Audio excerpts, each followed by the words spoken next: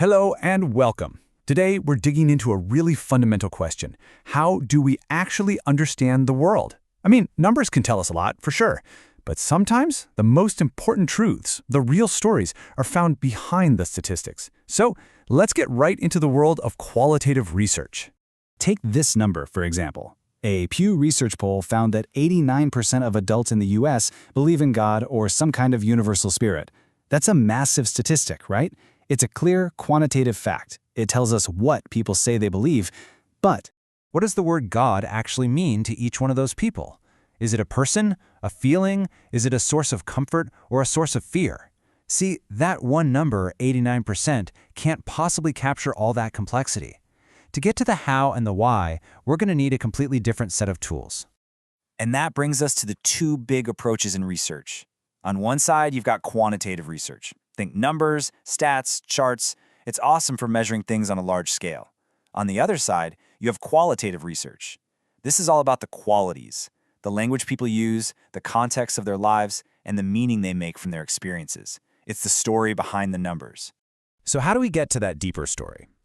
Well, let's start with a really core concept in qualitative research, and we can explain it with a super simple everyday action. The anthropologist Clifford Geertz came up with this brilliant idea he called thick description. The point, he said, isn't just to describe what happened. The real goal is to understand the entire web of meaning that surrounds any human action. To really get this, let's use his classic example. Okay, so picture it. You see someone wink. A thin description, the purely factual one, would just be a person's eyelid contracted and then relaxed. Pretty boring, right? A thick description asks, what's really going on here? For starters, maybe it means nothing at all. It could just be an involuntary twitch, a bit of dust in their eye, a biological reflex. There's no social meaning there, no intent. It's just a twitch. or maybe it's a flirtatious signal. Whoa, okay, now the exact same physical movement is suddenly loaded with a ton of social meaning. It's about attraction, communication, cultural rules.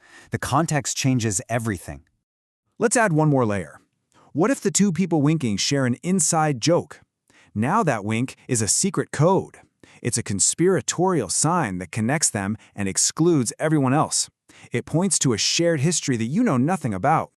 And that is thick description. The physical act of winking is basically meaningless without understanding the intention, the social setting, and the culture of the people involved. Qualitative research aims to see it all, the twitch, the flirt, and the conspiracy, all at the same time.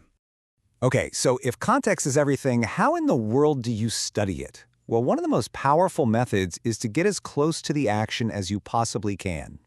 This old saying perfectly, and I mean perfectly, captures the whole spirit of ethnographic fieldwork. It's not about watching people from a distance with a clipboard. It's about immersion. Researchers will sometimes spend months or even years living and working within a community to understand their world from the inside out. Now, this immersion isn't a one-size-fits-all kind of thing. It's more like a spectrum. On one end, you have the complete participant. That's someone who's already a full member of the group they're studying.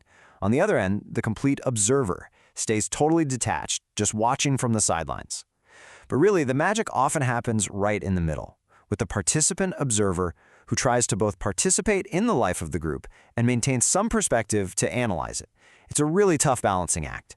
And as you can probably guess, this kind of work gets complicated. It is deeply human and just full of tricky ethical situations. What do you do if someone tells you a secret in confidence? Do you take sides when people in the group start fighting? What happens when you form real friendships? I mean, there are no easy answers here, and these are the kinds of tough questions researchers are wrestling with every single day. But look, not everyone can pack up and live in a new community for a year. So, what's another key method for getting this rich, detailed data? It's the in-depth interview. Let's talk about the art of a good conversation. The goal of an in-depth interview is not a simple Q&A. It's about creating a comfortable space where someone can tell their own story, in their own words, to give you the thick description of their own life. And just like fieldwork, interviews exist on a spectrum. A structured interview is rigid. You follow a script, no exceptions. An unstructured one is basically a free-flowing chat, but the sweet spot for a lot of researchers is the semi-structured interview. You have a guide, a list of topics to cover, but you also have the freedom to ask follow-up questions and explore interesting ideas as they come up. Now, how you ask a question is absolutely crucial. Take a look at this one. Do you think psychiatric medications harm children's brains? This is a really bad question. Why? Well, first, it's a simple yes or no. But worse, it's totally leading. That word harm is so loaded with judgment, it basically pushes the person to answer in a certain way and just shuts down any real conversation. Now, let's compare that to this much better question. What do you think of the types of treatment used for children with emotional and behavioral problems? See the difference? It's open-ended. It's neutral. It doesn't judge. It just invites them to share their full, honest perspective. It opens the door for a story, not just an answer. So we have fieldwork, we have interviews, but the world of qualitative data is even bigger than that. It's all about piecing together a complete, holistic picture of what it's like to be human. And it's not just about what people say. Qualitative data can be literally anything that people create that has meaning.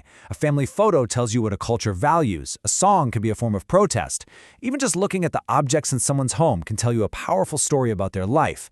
All of these things are texts that a researcher can analyze. And this is a really important point. It doesn't have to be an either-or situation. In fact, some of the most powerful research out there uses what's called a mixed methods approach. It combines the what from the big numbers with the why and how from the personal stories. Think about it. Go back to that 89% statistic.